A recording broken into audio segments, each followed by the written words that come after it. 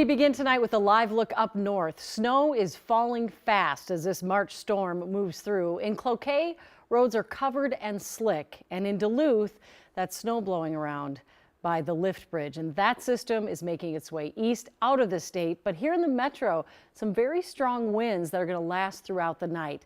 Thanks for joining us on air and streaming on KARE 11 Plus. I'm Julie Nelson. Right now we are under a KARE 11 weather impact alert because of that wind and precipitation. We start off with Belle in the backyard with a look at what's going on. Hi, Belle. Well, hi, Julie. It is a 1-2 punch. For people up north, they're dealing with the snow now, and for the rest of us, we will be dealing with the snow in southern Minnesota on Sunday. Another weather impact alert at that point in time. But let's zero in on tonight's storm, and then coming up in just a few minutes, we will talk all about Saturday and Sunday. So for now, that rain and snow that came through the metro during the evening commute has lifted north just like we thought, and that snow has really come together from Bemidji all the way down to Hayward and Rice Lake, and it will continue falling throughout the night and wrapping around this very strong, dynamic, tight low pressure center that is causing winds that at times, as you can see, sustained. There is the upper low right there coming up out of the south and east, 15 to 28 miles an hour, 37 sustained in Marshall right now, and around that low, very strong winds. But look at the gusts that were anywhere between 40 to 70 mile per hour gusts between the Twin Cities, the metro, and all the way to South Dakota. So for the night, temperatures will stay above freezing, in fact, well above freezing. And by morning, this will be over with at 10 a.m. But expect a very windy night here. Lots of snow up north, in fact, up to a foot. And then we'll talk more coming up about that Sunday storm that starts up on Saturday night. All right, we'll see you in a bit. Thank you, Belle. Well, tonight, a daycare in Savage is cleared to reopen 6 months after a baby died there. The state lifted the suspension at Rocking Horse Ranch Child Care, saying there is no longer imminent risks of harm. One of their former employees is awaiting trial after police say she admitted to killing Harvey Mucklebust and injuring another child.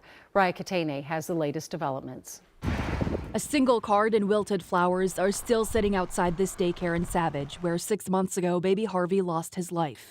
Our beautiful baby boy, the happiest, smiliest, laughing little light in every room, was murdered.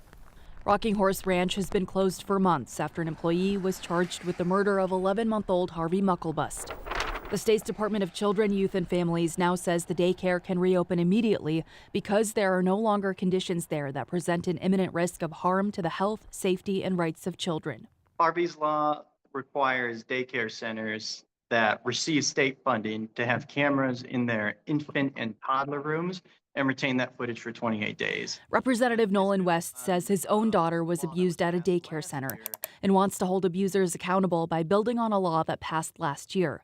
That law requires cameras at child care centers with active maltreatment violations, but West says that's not enough. There is a significant difference between a center having a maltreatment violation and an individual having a maltreatment violations. And what we're seeing, that rarely happens. So only around, like 22 centers last I checked have active maltreatment violations. According to the Department of Children, Youth and Families, all information is confidential during an active maltreatment investigation. Once that investigation is completed, only some information becomes public. This online search tool allows families to look up licensing information and recorded violations at Minnesota child care centers.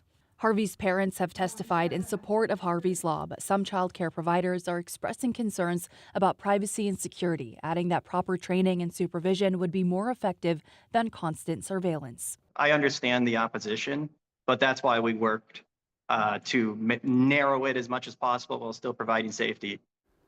And some providers have also expressed concerns about the cost of installing these cameras. Representative West says the law that passed last year does include $174,000 of funding that centers can apply for and use to install cameras at their facilities. Julie. Well, it's certainly every parent's worst nightmare that this could happen, but it really does appear for Rocking Horse it was that one employee. Yes, and we've talked to neighbors off camera who tell us, I mean, this place just has a stellar reputation. So unfortunately, this does seem to be the case with this one person who was working there. All right, thank you, Raya. Well, the FBI is now investigating a shooting at Old Dominion University in Virginia as an act of terrorism.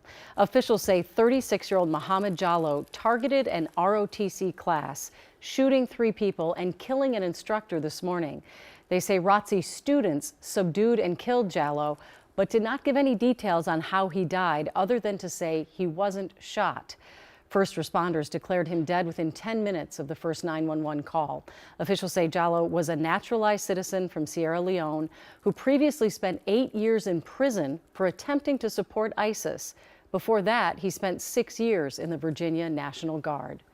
The FBI is also investigating an attack at a synagogue in Michigan as an act of terrorism. In the last 2 hours, officials identified the suspect. The Department of Homeland Security says Aimee Ghazali was armed with a rifle and drove a truck loaded with explosives into Temple, Israel near Detroit, sparking a large fire. Police say a security guard shot Ghazali, but it's not clear if that is what killed him. A preschool was in session inside. The Temple says everyone is safe, but police say some 30 officers were treated for smoke inhalation. That attack left communities on edge all over the country. Joe McCoy heard from local Jewish leaders with their reactions and their message for the community. Joe? Well, Julie, local Jewish leaders say they have been on high alert since the war in Iran began last month, worried an attack like this would happen. However, they say the Jewish community cannot let these attacks intimidate them moving forward.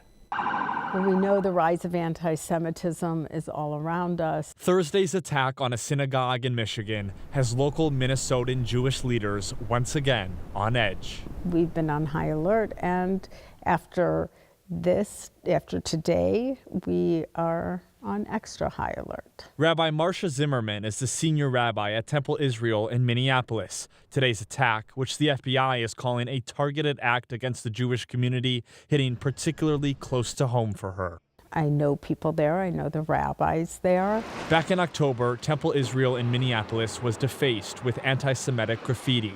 The synagogue, like many Jewish institutions, forced to have a heavy security presence that only increased after today. We have a lot of seen security, such as security guards, and unseen security measures. Shortly after the attack, to our community security director, the suburban chiefs, the Minneapolis police, St. Paul police, we're all reaching out. Steve Hunnigs, executive director of the Jewish Community Relations Council of Minnesota and the Dakotas, says coordination with local law enforcement is key in keeping Jewish institutions safe. He says although today's attack is scary, the Jewish community is united in strength. We can't let the terrorists win the day by being intimidated from going about our business. According to the Anti-Defamation League, instances of anti-Semitism across the U.S. have increased substantially in recent years. But even with all this hate, Rabbi Zimmerman is focused on finding the good. This world is full of violence and pain, and my hope is that we work together to make it different. Minnesota lawmakers on both sides of the aisle condemned today's attack and urged for an end to anti-Semitism. Julie. Thank you, Joe. Well, a man has admitted to killing another man in downtown Minneapolis last summer while trying to rob him during a dice game. Tyrone Childs admitted to shooting and killing 35-year-old Jermaine Barker and wounding another person. Charges say he threatened the victim and then shot him 13 times. As part of his plea deal, prosecutors asked for a 40-year sentence. The police are investigating around 40 car break-ins this morning in South Minneapolis. Minneapolis police say 9 different locations were hit between 7 and 10:15 this morning. Some car owners say items were stolen. Police say they linked a stolen black SUV to the crimes and later found it abandoned. MPD is asking anyone with damage to file a police report through 311. A Minneapolis man is facing charges tonight after prosecutors say he stalked a woman he met on a dating app and stole her dog from her Bloomington home. Charges say the woman went on just 2 dates with Akil Miriala before cutting things off in February. Charging documents say he continued to try to call and text. This week, officials say the woman came home and found her dog missing and saw Miriala on a ring cam luring the dog away.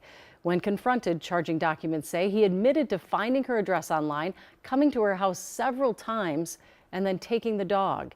He was released on $40,000 bail. The state's largest school district will soon be looking for a new leader after its superintendent says he's stepping down at the end of this school year. Anoka Hennepin Superintendent Corey McIntyre said he will not renew his contract when it ends in June. McIntyre has been at the helm for just 3 years. Earlier this month, he was named a finalist for Wayzata School superintendent, but ultimately didn't get the job. The district has not announced a timeline to hire a new superintendent.